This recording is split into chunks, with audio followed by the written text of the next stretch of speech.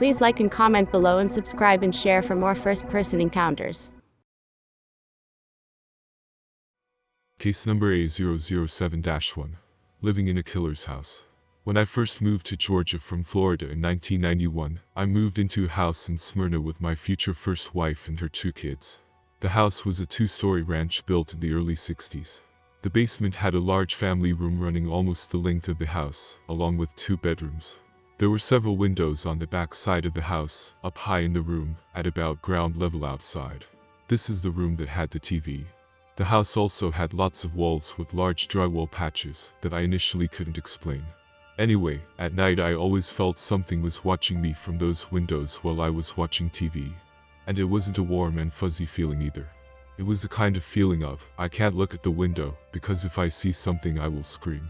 There were 2 weird, unexplainable things that happened in that house while I lived there that I know about.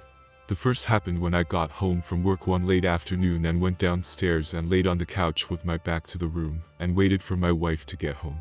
After a few minutes I heard someone walk from the direction of the stairs towards me and up behind me and stop. I figured it was my wife who was checking on me and thought I was asleep. Then I heard a big sigh and them walking away. Well, about 20 minutes later my wife came home. I was all alone in the house. The next thing that happened was when my stepdaughter and wife were cleaning her bedroom, which was downstairs in the basement. They were cleaning her dresser together and all of a sudden, a music box on the dresser opened up by itself and then closed by itself. Both of them initially just stood there stunned and didn't say anything, and then came and got me. One day, our neighbor Betty came over with a newspaper article. She had lived next door for years. She told us that a hitman for the Dixie Mafia had lived in the house for years. His name was John Albert Ransom, and Georgia authorities had him associated with 25 murders. At the time I lived in the house, he was in jail for conspiracy to commit murder. Betty told us all kinds of stories, including that when they arrested him, they cut holes in the walls of the house, looking for illegal drugs and guns. I always wondered if one of his victims had come back to haunt him. Bill.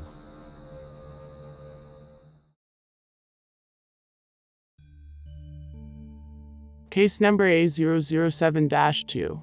It came at night. Many years ago, a couple with 2 young boys moved into a venerable 1-story house a few miles outside Portland, Oregon. The property was just down the road from us. We had known the wife through our church. After they had been in the house for a few months, they both began reporting strange activity.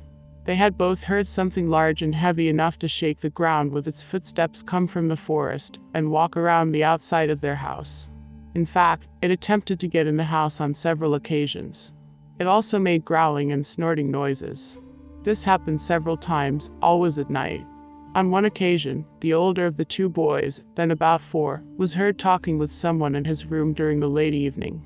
The parents distinctly heard both the boy and a second male voice. Both parents hurried into the room to find the child reaching toward the open window, yelling, "No, no, don't go, don't go." This was at first written off as an invisible playmate, except that the window had been closed to keep the child warm, and that he was not strong enough to open it alone.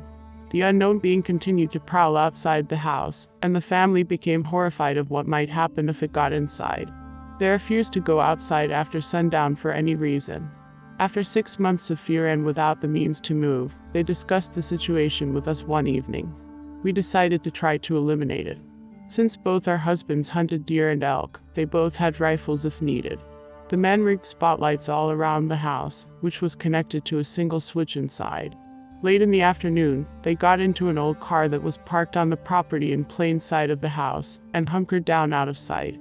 There remained there was some food, coffee and a walkie-talkie radio. Shortly after sundown, we were inside the house and began to hear something walking the perimeter of the building. The ground shook with each step. We heard it slamming the walls, doors, and windows. I threw the switch for the lights, and the men stormed out of the car with rifles at the ready. They saw the tall weeds moving as though something large walked through it, but could not see what caused it. I was in contact with my husband by radio while we were inside hearing the sounds. The men heard nothing other than my voice on the radio. We were terrified, but, as a result of that night, there were no further disturbances at the house, as far as I know, and the family moved out a few months later. There had been several families in the residence since then, though none had reported any activity. The house was demolished recently to make room for a larger residence. I will never forget the sound and fury we experienced that night. Most times when I mention the incident to others, they usually say that it may have been a Sasquatch or another large animal roaming around. I doubt that very much, since the men never heard or witnessed anything outside the house. The real reason I am writing you is to get your opinion on a theory I have about this incident. The woman had emotional issues and had several episodes after she had given birth to her boys. I suppose this would be classified as postpartum depression nowadays. She was also very young, aged 16, when she was married to her 32-year-old husband. He was a member of a fundamentalist religious sect that is very strict when it came to family. In particular, she was expected to cater to all his needs literally. I suspect that there was a lot of abuse, which then resulted in her emotional problems. My question is, could this have been poltergeist activity? Could she have manifested a dark being or force? I will end this email with one more disturbing detail. After the couple moved away, we rarely communicated again. They had moved to Idaho and lived in a very rural community. I was told later that the woman had died while giving birth to a fifth child, but I discovered soon after that she actually died of unknown circumstances that had never been made public. She was only 27. Thank you for reading. Rita.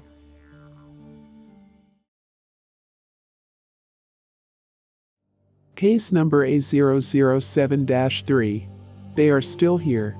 My story is the same as many others.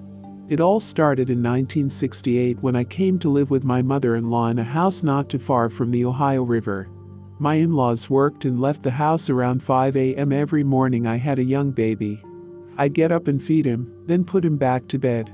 I then started cleaning, making beds, then cleans the bathroom floors and the kitchen. I'd then bath the baby, go to the basement to wash clothes. Well, I'd bring my baby down with me, put a load in the washer and iron a few things. Well, I'd hear the front door open and close. I'd hear boots walking across the floor above me. At first I just knew it was my father-in-law. I'd run up and say, "Dad, where are you?" There would not be an answer. Nothing. No one was there. It was like that every few days. It always occurred during the daytime. Then I started hearing the footsteps at night. My husband had just returned home from the army. We were in bed one morning early, when the closet door opened on its own, then closed all by itself. My husband saw it and I heard it. I told him I'd hear footsteps all the time and I'd have nightmares. We soon left the house. My mother-in-law eventually passed away and my father-in-law moved away. The house was sold. My husband went by some years later and spoke with the owner of the house. He asked her if anything unusual ever happened to her in the house. She replied, "Do you mean the ghosts in here?" She said that they are still here.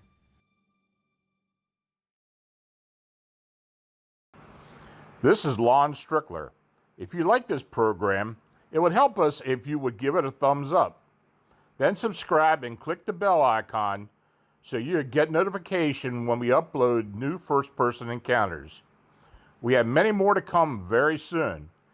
And by the way, if you have a suggestion or an experience of your own, please leave a comment.